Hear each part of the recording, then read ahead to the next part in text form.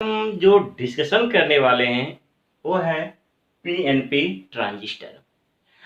आगे बढ़ने से पहले हम आपको बता दूं, अरे हम लोग का ट्रांजिस्टर चल रहा है, ट्रांजिस्टर क्या होता है और यह कितने प्रकार का होता है हमने पढ़ा दिया है। तो हमने कहा था ट्रांजिस्टर दो प्रकार का होता है, एक एनपीएन और दूसरा पीएनपी।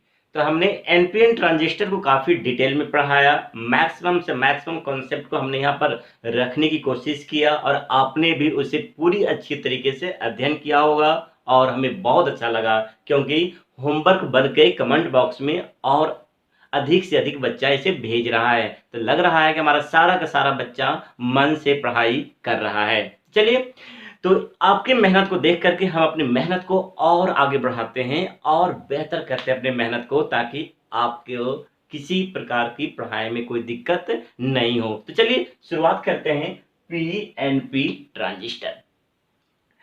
ऐसे तो पीएनपी ट्रांजिस्टर कुछ ज्यादा इंपॉर्टेंट ट्रांजिस्टर नहीं है एनपीएन ट्रांजिस्टर की तुलना में। मैक्सिमम जगहों पर एनपीएन ट्रांजिस्टर का उपयोग किया जाता है, पीएनपी ट्रांजिस्टर का उपयोग उसके तुलना में बहुत ही कम होता है। लेकिन हमें तो नॉलेज दोनों ट्रांजिस्टर का रखना होगा, एनपीएन का भी और पीएनपी ट्रांजिस्टर का भी रखना होगा। तो हमने एनपीएन ट्रांजिस्टर के बारे में सारा कुछ पढ़ा दिया है। अब हम पढ़ाने जा रहे हैं पीएनपी ट्रांजिस्टर के बारे में। तो चलिए तैयार हो जाइए पीएनपी ट्रांजिस्टर को समझने के लिए। चलिए, व्हाट पीएनपी ट्रांजिस्टर। तो आपको याद होगा प्रीवियस लेक्चर, ट्रांजिस्टर सैंडविच प्रक्रिया से बनता है, सैंडविच प्रक्रिया से, जिसके अंदर क्या किया जाता है, दो पी लीजिए, एक पी को हमने ऊपर लिया और एक पी को हमने नीचे लिया। लीजिए, यह आपका पी है और यह भी आपका पी है। तो बीच में जो खाली स्थान बच रहा है, इस गैप को हमने एन से भर दिया। यानी दो पी के बीच में जो गैप है उसको हमने एन से भर दिया।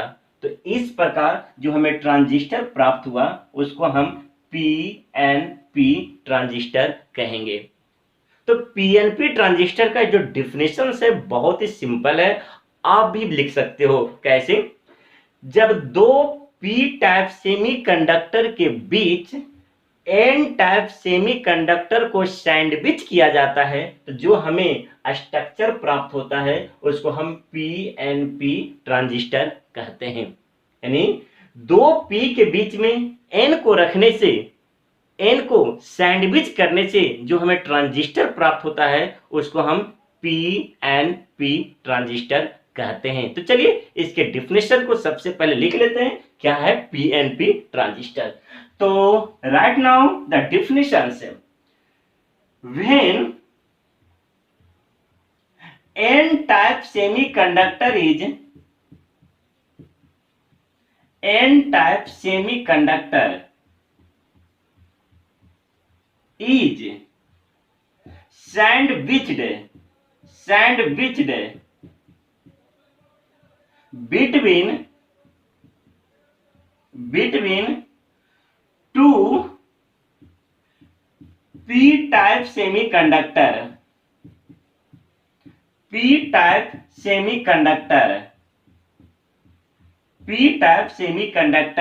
such kind of transistor is called PNP transistor, PNP transistor. चलिए, हमने इसके परिभाषा को देखा, आई होप आपको समझ में भी आया होगा कि दो पी के बीच में जब एन को सैंडविच किया गया, देखिए परिभाषा लिख रहा है, when N type semiconductor is sandwiched between two P type semiconductor, such kind of transistor is called PNP transistor. चलिए इसका परिभाषा भी क्लियर हो गया। अगर हम पीएनपी ट्रांजिस्टर का डायग्राम बनाएं तो पीएनपी ट्रांजिस्टर का जो डायग्राम होगा वो इस प्रकार का होगा, जरा देखिएगा। लीजिए, हमने क्या किया, यह P ले लिया, बीच में यह N ले लिया और अगेन यह P ले लिया। तो इस प्रकार का जो स्ट्रक्चर तैयार हो गया वो आपका पीएनपी ट्रांजिस्टर का है। आगे हमने आपसे कहा था कि किसी भी ट्रांजिस्टर में 3 टर्मिनल होता है, 3 टर्मिनल, एक इमीटर, एक बेस और एक कलेक्टर। तो यहां पर भी लीजिए, यह आपका इमीटर हो गया, यह आपका बेस हो गया और यह आपका कलेक्टर हो गया, यह आपका कलेक्टर हो गया। तो ये जो पूरा का पूरा हमने जो डायग्राम बनाया है वो पीएनपी ट्रांजिस्टर का बनाया है। आपको अच्छी तरीके से याद होगा। अगर कोई दिक्कत आ रहा है तो आप प्रीवियस लेक्चर को जरा देखिएगा, जहां पर हमने एनपीएन ट्रांजिस्टर पढ़ाया है। यह हमारा इमीटर है, यह हमारा बेस है और यह हमारा क्या है, कलेक्टर है। अब आइए ना यहां जरा देखते हैं, पी के अंदर होल्स की मात्रा होता है। लीजिए, पी के अंदर होल्स की मात्रा होता है, एन के अंदर इलेक्ट्रॉन्स की मात्रा होता है और अगेन पी के अंदर होल्स की मात्रा होता है। लीजिए, और ये जो पूरा डायग्राम हमने तैयार किया है वो पीएनपी ट्रांजिस्टर का तैयार किया है। तो इस प्रकार हमने पीएनपी ट्रांजिस्टर देखा कि सबसे पहले क्या देखा कि ट्रांजिस्टर बनाया कैसे जाता है पीएनपी। तो 2 पी के बीच में एन को सैंडविच किया जाता है। उसके बाद आगे देखा कि पीएनपी ट्रांजिस्टर का जो स्ट्रक्चर है, ये आपका इमीटर हो गया, या आपका बेस हो गया, या आपका क्या हो गया, कलेक्टर हो गया। इसके अंदर होल्स की मात्रा अधिक होती है, एन के अंदर इलेक्ट्रॉन की मात्रा अधिक होती है और पी के अंदर अगेन होल्स की मात्रा अधिक होती है। अब चलिए अपने लेक्चर्स को और आगे बढ़ाते हैं। चलिए अब हम जरा समझने वाले हैं कि पीएनपी ट्रांजिस्टर वर्क कैसे करता है, क्योंकि हूबहू जो हमने एनपीएन ट्रांजिस्टर में पढ़ाया था हूबहू यहां पर पीएनपी ट्रांजिस्टर में होने वाला है, लेकिन थोड़ा सा यहां पर चेंज करना होता है कॉन्सेप्ट्स को। वो क्या है जरा समझिएगा। वर्किंग वर्किंग वर्किंग कि पीएनपी ट्रांजिस्टर वर्क किस तरह करता है, इसे आपको समझना होगा अच्छी तरीके से। तो आइए जरा देखते हैं कैसे वर्क करता है। वर्किंग, तो वर्किंग को समझने के लिए अगेन हमें पीएनपी ट्रांजिस्टर बनाना होगा। लीजिए, यह हमारा पीएनपी ट्रांजिस्टर है,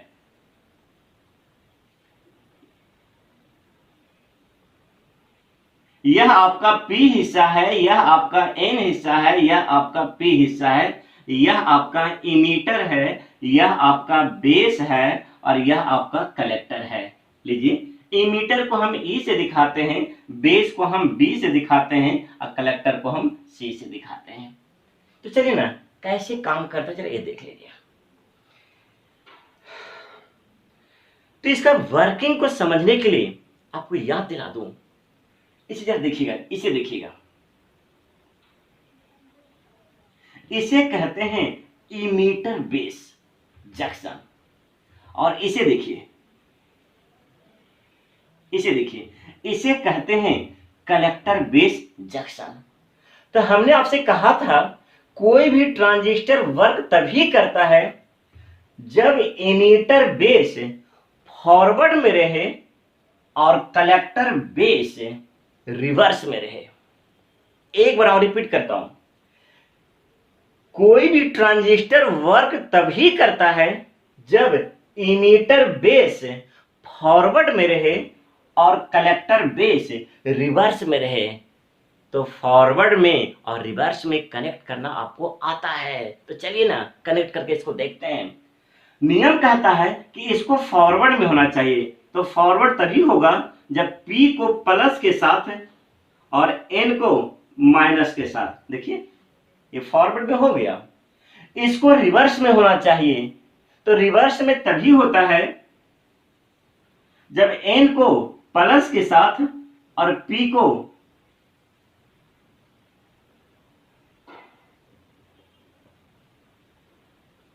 P plus N minus forward, यहां बैटरी यहां पर कनेक्ट कर देता हूं, P को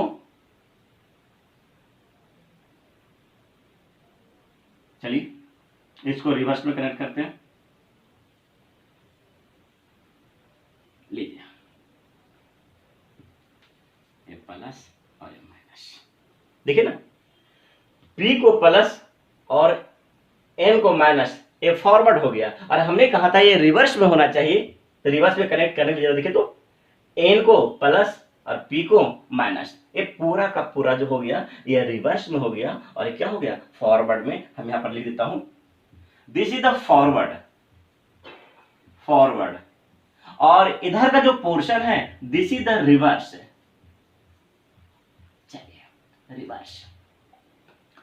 अब यहां से जो भी कुछ कहने जा रहा हूं उसे ध्यान से समझिएगा, क्योंकि हम अब इसके इंटरनल भाग को दिखाने जा रहे हैं, अंदर वाले हिस्से को अब बताने जा रहे हैं। आखिर में जब सर्किट तैयार हो गया तो करंट का बहाव भी शुरू होगा, लेकिन करंट की जो दिशा होगी वो किधर होगी, यही सबसे इंपॉर्टेंट पॉइंट्स होता है पीएनपी ट्रांजिस्टर में। हमने कहा अब हम इसके इंटरनल वाले हिस्से को दिखाने जा रहे हैं, तो आप बिल्कुल समझने के लिए तैयार हो जाइए कैसे करंट का बहाव होता है। आइए ना, हमने आपसे कहा था कि P के अंदर होल्स होते हैं, लीजिए हमने P के अंदर होल्स बना दिया, लीजिए P के अंदर हमने होल्स बना दिया, यहां भी P है, P के अंदर होल्स होते हैं, लीजिए P के अंदर होल्स होते हैं, और N के अंदर इलेक्ट्रॉन्स होता है, लीजिए हमने बना दिया। तो वाइज इसे समझिएगा, केवल इसको समझ सकते हैं, समझ के ही लिखने की कोशिश कीजिएगा। आखिर में जैसे आपने बैटरी कनेक्ट किया होगा तो विद्युत धारा का बहाव किधर से किधर होगा, इसे समझिएगा अच्छी तरीके से। आइएगा, समझने के लिए तैयार हो जाइए बच्चों, that's a very important points. आइएगा, देखिएगा, आपको पता है यह प्लस है तो यहां पर प्लस का साइन हो जाएगा, और इधर माइनस है तो इधर माइनस का साइन हो जाएगा, और इधर प्लस का साइन हो जाएगा। तो हमने पढ़ाया है कि अगर इधर प्लस आ जाए और इधर माइनस आ जाए तो प्लस और माइनस के बीच में इलेक्ट्रिक फील्ड उत्पन्न होगा, लीजिए इलेक्ट्रिक फील्ड E उत्पन्न हुआ, प्लस और माइनस के बीच में इलेक्ट्रिक फील्ड हो गया, और यह इलेक्ट्रिक फील्ड E उत्पन्न हुआ। अगर इस इलेक्ट्रिक फील्ड में कोई चार्ज आ जाए, लीजिए इस इलेक्ट्रिक फील्ड में अगर कोई चार्ज Q आ जाए तो एक बल लगता है F बराबर Q इंटू E। अगर इस इलेक्ट्रिक फील्ड में कोई चार्ज Q आ जाए तो इलेक्ट्रिक फील्ड इस चार्ज पर बल लगाता है F बराबर Q इंटू E। लेकिन चार्ज दो तरह का होता है, एक प्लस चार्ज और एक माइनस चार्ज। तो अगर प्लस चार्ज आ जाए तो F बराबर प्लस Q इंटू E, अगर माइनस चार्ज आ जाए तो F बराबर माइनस Q इंटू E। अगर प्लस चार्ज आ जाए तो F बराबर प्लस Q इंटू E, और माइनस चार्ज आ जाए तो F बराबर माइनस Q इंटू E। ये साबित कर रहा है कि बल की जो दिशा होती है इलेक्ट्रिक फील्ड की दिशा की ओर होती है। लीजिए, अगर इलेक्ट्रिक फील्ड इधर है तो लगने वाला बल भी उधर होगा, लेकिन इसके अंदर फोर्स इलेक्ट्रिक फील्ड के विपरीत होगा। अगर इलेक्ट्रिक फील्ड इधर लग रहा है तो इसके ऊपर लगने वाला जो बल होगा जस्ट उसके पीछे होगा। यही फर्क होता है पॉजिटिव चार्ज और नेगेटिव चार्ज में। ध्यान से, F बराबर Q इंटू E। चार्ज दो प्रकार का होता है, एक प्लस और एक माइनस। तो F बराबर प्लस Q इंटू E और F बराबर माइनस Q इंटू E। तो इससे पता चलता है इलेक्ट्रिक फील्ड अब फोर्स की दिशा एक ही तरफ होगा और यहाँ पर इलेक्ट्रिक फील्ड, अब फोर्स की जो दिशा होगी वो एक दूसरे के विपरीत होगा। तो आइए ना, सेम कॉन्सेप्ट का इस्तेमाल अब हम यहाँ करने जा रहे हैं। बिल्कुल समझिएगा तरीके से, सेम कॉन्सेप्ट का उपयोग करने जा रहे हैं। आइएगा आइएगा। तो वाइज सबको पता है कि यह प्लस है और यह माइनस है, तो इलेक्ट्रिक फील्ड उत्पन्न होगा। लीजिए, इलेक्ट्रिक फील्ड ई उत्पन्न होगा इस ट्रांजिस्टर के अंदर। अब आइए, अब इस इलेक्ट्रिक फील्ड के अंदर होल्स भी है और इस इलेक्ट्रिक फील्ड के अंदर इलेक्ट्रॉन भी है, लेकिन होल्स के ऊपर प्लस चार्ज होता है और इलेक्ट्रॉन्स के ऊपर माइनस चार्ज होता है। तो नियम के अनुसार होल्स के ऊपर लगने वाला बल इधर होगा और इलेक्ट्रॉन्स के ऊपर लगने वाला बल इधर होगा। लीजिए, यानी इलेक्ट्रॉन्स के ऊपर इधर बल लगेगा और होल्स के ऊपर इधर की ओर बल लगेगा।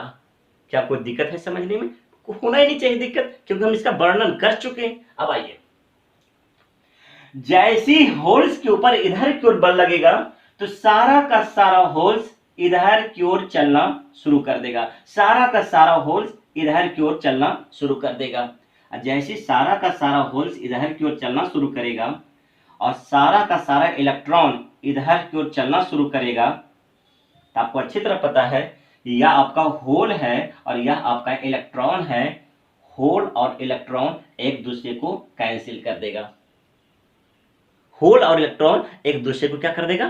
कैंसिल कर देगा। होल और इलेक्ट्रॉन एक दूसरे को क्या कर देगा? कैंसिल कर देगा। जैसे कैंसिल करेगा तो सारा का सारा होल्स इधर की ओर चलना शुरू करेगा, सारा का सारा होल्स इधर की ओर चलना शुरू करेगा और इसके अंदर का इलेक्ट्रॉन इधर की ओर चलना शुरू करेगा। ठीक है, तो इसका मतलब है, जरा समझिएगा। अब यहां पर समझिएगा, इस एरिया में इलेक्ट्रॉन की संख्या बहुत ही लिमिटेड है और इस एरिया में होल्स की संख्या बहुत ज्यादा है।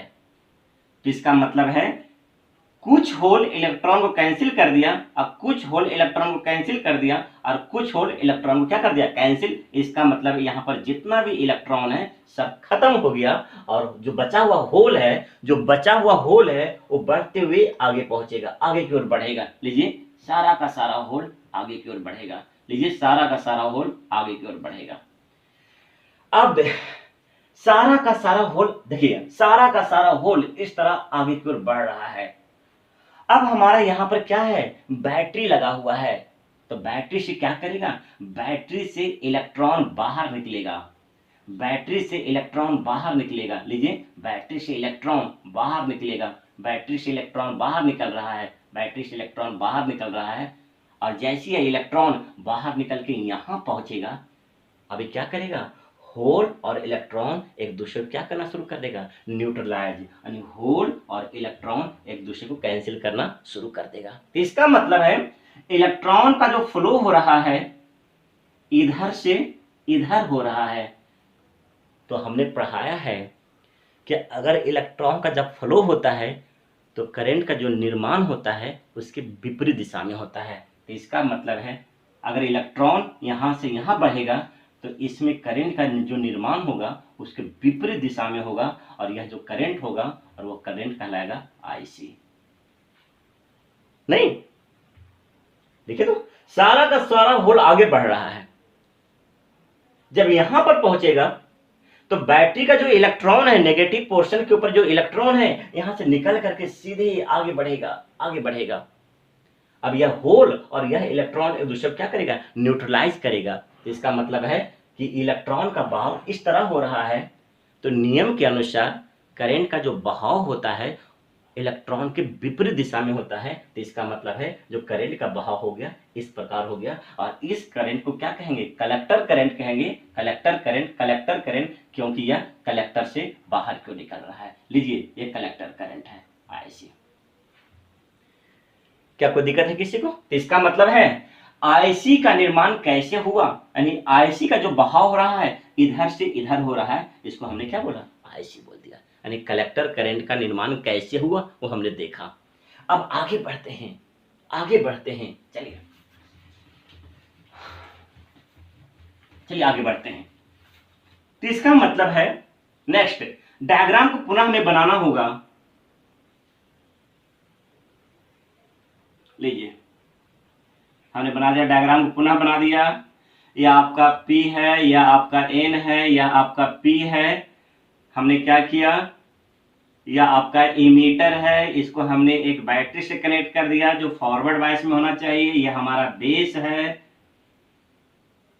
यहाँ हमारा कलेक्टर है, लीजिए कलेक्टर जो हमेशा रिवर्स बायस में होना चाहिए, लीजिए रिवर्स में होना चाहिए। और यहाँ से जो करंट का बहाव होगा वो आईसी करंट का बहाव होगा।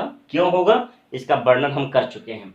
अब आइए, इसमें जो करंट हो, या देखिए आपका होल है, इसमें होल है, इसमें क्या है, इलेक्ट्रॉन है, इसमें होल है, आपको अच्छी तरह पता होना चाहिए। अब आइए, अब शुरू करते हैं आईबी करंट है।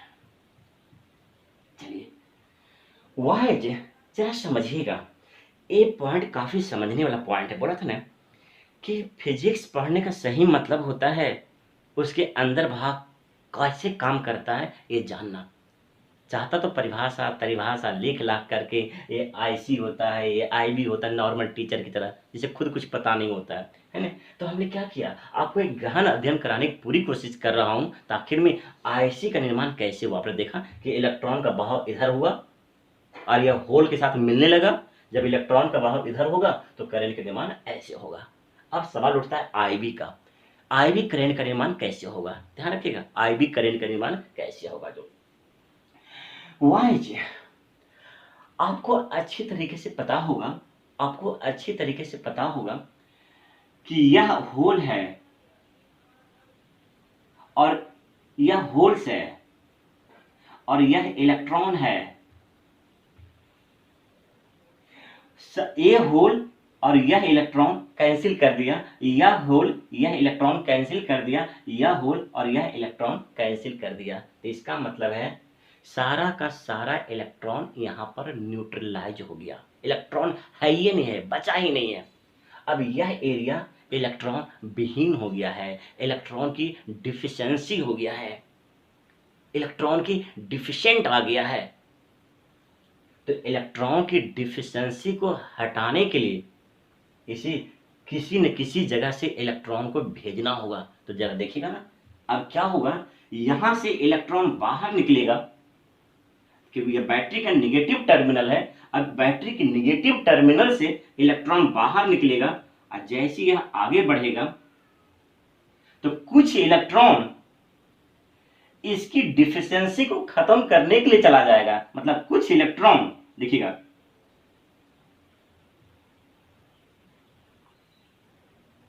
कुछ इलेक्ट्रॉन इसकी डिफिशियंसी को खत्म करने के लिए चला जाएगा। जैसे इलेक्ट्रॉन का बहाव ऊपर होगा तो इलेक्ट्रॉन के विपरीत दिशा में करंट का बहाव होता है।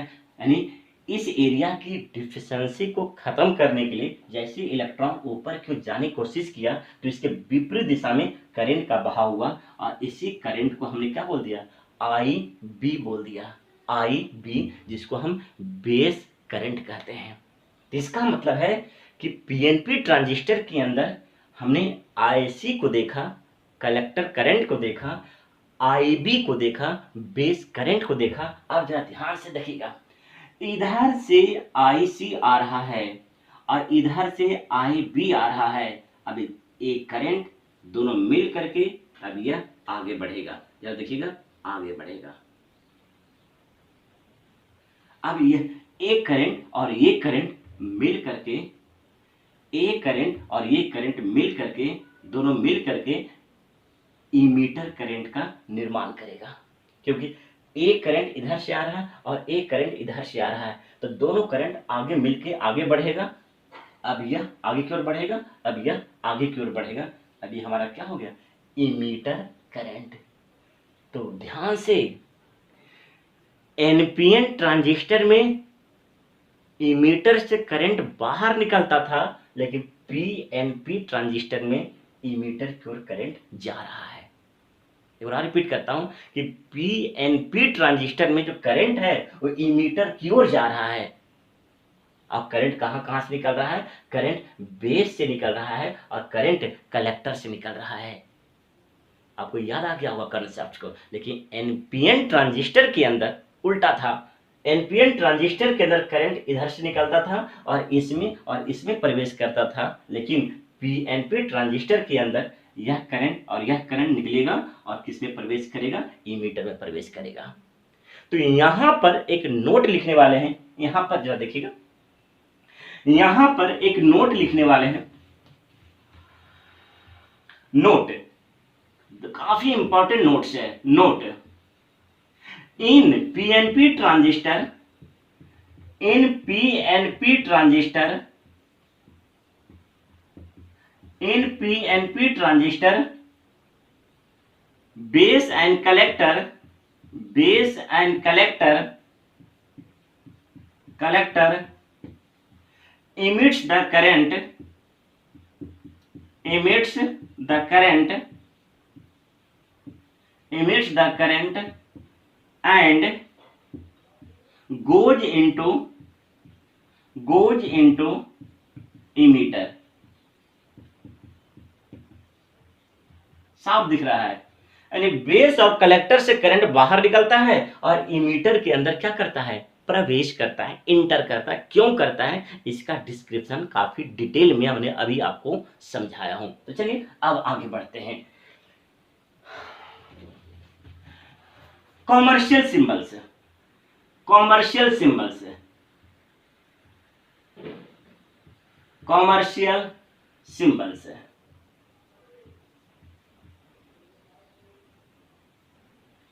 पीएनपी ट्रांजिस्टर का भी एक कॉमर्शियल संकेत होता है। वो किस तरह है जरा देखिएगा। आपको सबसे पहले एक सर्किल खींचना है। यह आपका बेस हो गया, जरा देखिएगा, यह आपका बेस हो गया, यह आपका कलेक्टर हो गया और यह आपका इमीटर हो गया। लेकिन यहां पर थोड़ा फर्क है। यहां इमीटर से करंट बाहर नहीं निकलेगा, इमीटर की ओर करंट जाएगा। लीजिए, ये आपका पीएनपी ट्रांजिस्टर। अगर आपको याद दिलाऊं एनपीएन ट्रांजिस्टर का, तो एनपीएन ट्रांजिस्टर हमने इस तरह बनाया था। प्रीवियस लेक्चर की बात करता हूं, प्रीवियस लेक्चर हमेशा देखते रहिए। ये आपका एनपीएन ट्रांजिस्टर लीजिए, लीजिए, ये आपका बेस है, ये आपका कलेक्टर है और ये आपका इमीटर है। आपको याद होगा कि ये हो गया आपका एनपीएन। एनपीएन ट्रांजिस्टर से जो करंट होता है इमीटर से बाहर निकलता है और पीएनपी ट्रांजिस्टर में जो करंट होता है इमीटर में प्रवेश करता है। यह ट्रांजिस्टर और यह ट्रांजिस्टर में यही फर्क है, यानी एनपीएन में और पीएनपी में यही फर्क है। एक में इमीटर की ओर करंट जाता है और एनपीएन में इमीटर से करंट बाहर निकलता है।